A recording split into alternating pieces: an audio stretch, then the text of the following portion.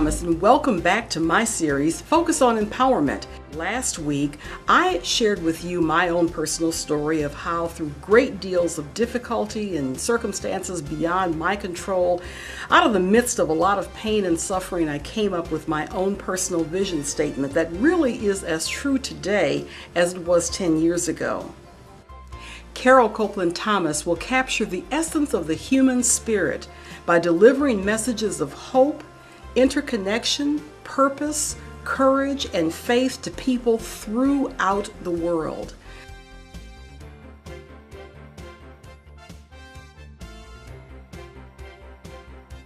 And again, it's amazing how 10 years later, that particular vision statement is appropriate for my life as it was 10 years ago, even though I'm at a very different place now because of its breadth and its depth and all of the intricacies that I realized that I would really be going through the experiences that I've had over the last 10 years. As a result of that vision statement, let me share with you 5 steps, 5 different ways where you can create a personal vision statement that will work for you. Step number 1, make sure that the words that you use are in the future tense. Let me give you an example. In my statement, I said Carole Copeland Thomas will capture the essence of the human spirit, will capture. You want to use verbs that really put your language and put yourself and put your whole life experience in the future tense, such as Rebecca will embrace or Michael will uphold. Language that doesn't really focus on where you are today, but more importantly, where you're going to be, where you're headed, where you're moving in the future. Make sure you're using future tense. Number 2, you want to make sure that you don't use present tense, such as I believe, I see, Jennifer is, all of those verbs and those words which really capture where you are today. Because the vision statement is not where you are today, it's a clear mental picture of where you see yourself and a destination in the future. So you have to make sure that you use the words and you very carefully craft out a vision statement that will not lock you into where you are today, but where you're going to be headed in the future. Why is that important? Because so often we're focused on the details, the drama, the challenges, the problems, the impossibilities of today.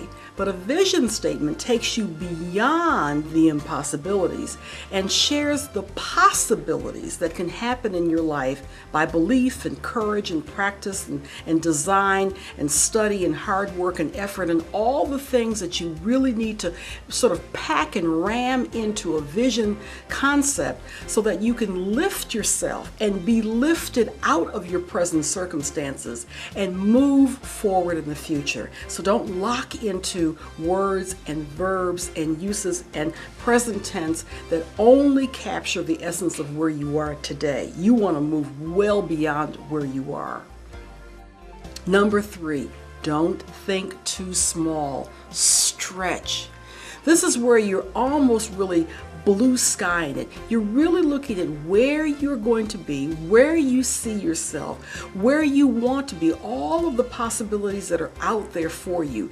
That's what you want to ram into your vision statement. So again, when I went back 10 years ago and I said Carole Copeland Thomas will capture the essence of the human spirit by delivering messages of hope, interconnection, I didn't know where that was. It was just so far out there. I had no idea that I had to grow into my vision statement. So again, by thinking large and stretching, you're really putting yourself in a position where you can ultimately grow into a statement that may not, you're really growing into a statement that may not necessarily engulf who you are today, but ultimately will move and project you into the future. So it's a growth mode, it's a stretch mode. So you want to use the kind of language that will pull you well into an area, a topic, a focus, a circumstance, a house, a plan, a whole collaborative effort, something way out in the distant future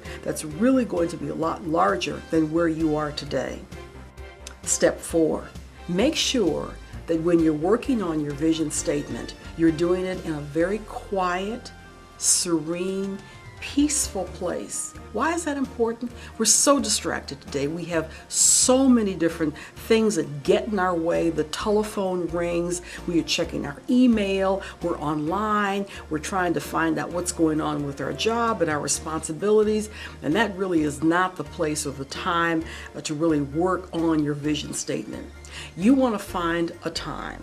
You want to find a place, a location, whether it's in your home, when your children and your family members are asleep, or perhaps you have an opportunity to check into a hotel or go off somewhere or go to a very nice, quiet, secluded vacation spot. Wherever it happens to be, on a park bench or in your backyard or in your basement or your garage, you want to have the serenity, you want to have the peace, you want to have the quiet and the solitude to really have the words fall in place, so that as you're looking at where your life is going to be, your circumstances are going to be, you have the atmosphere to really create a very powerful, impactful vision statement that really will work for you. And number 5, you want to make sure that once you get all of those words together and you're excited about your vision statement, that you document it and you write it down on a large poster board and you post it somewhere where you can see it every single day. Now, maybe you don't want to share it with all your friends right now, or your family members, or your significant other, or your children. That's okay. Maybe you want to put it in a place where only you can see it. That's up to you. But most importantly, you want to do it in a way so that you are proud and you are constantly reminded of where you're growing, where you're going, how you're going to empower yourself, not where you are today. We're always fighting fires. I'm fighting fires all the time. But I always get excited when I see where I'm going, what the possibilities are.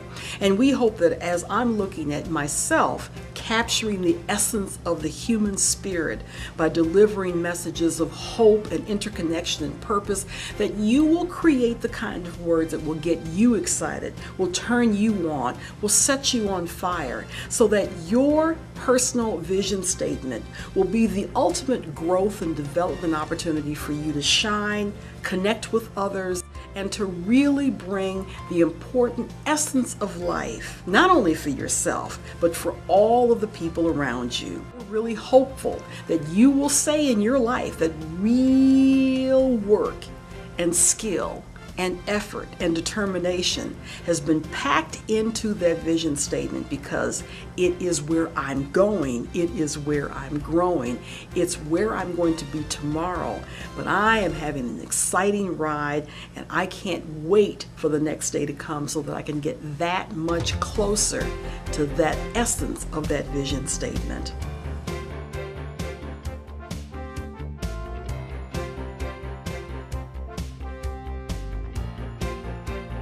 We're going to have a lot of fun talking through this series and working with you through this series and giving you the tips that you need to have so that your life will be an exciting example for others to see.